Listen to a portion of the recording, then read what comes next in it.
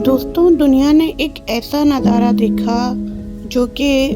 इतना इमोशनल था कि इंसान को बहुत कुछ याद आ जाए और उसकी आंखें भर जाएं। एक ड्रोन जो था वो वेस्टर्न ऑस्ट्रेलिया के लैंडशॉल्ट एस्चुरी को कैप्चर कर रहा था, एक ऐसे लम्हों को जो कि दुनिया जो है बहुत जल्दी नहीं भूल पाएगी। फ्रैगल नाम की एक जो बॉटल नोज टाइप की जो डॉल्फिन थी, वो अपने 2 हफ्ते 2 हफ्ते का जो उसका काफ था, उसको अपनी पीठ पर जो है जो कि मर चुका था, उसको अपनी पीठ पर ले जा रही थी और उसने उसको अपनी पीठ पर लेकर इतना लंबा 6 दिन तक का ट्रैवल किया। और ये जो है वो ये मानने को तैयार ही नहीं थी कि ये जो है ये मेरा बच्चा मर चुका है। वो उसको बार-बार स्विमिंग करने के लिए छोड़ती, उसको ये चाहती कि ये अपने स्विमिंग करने लगे और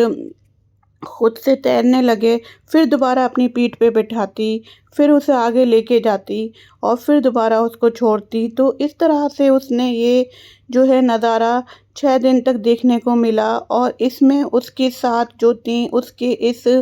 इमोशनल मोमेंट्स में, जो उसके साथ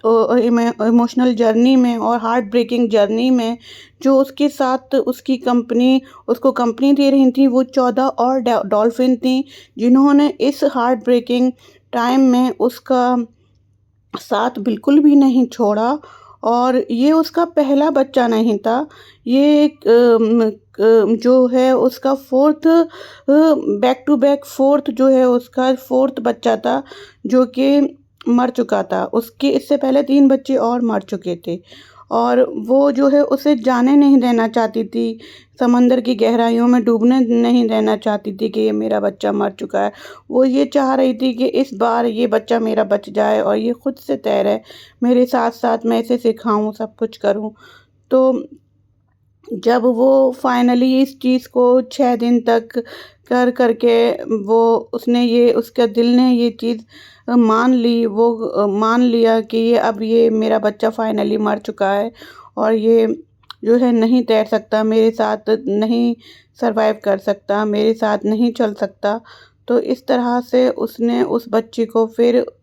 समंदर की गहराइयों में बहुत भरे हुए दिल के साथ छोड़ दिया फाइनली। और फिर उसके बाद उसको जो है वो जो है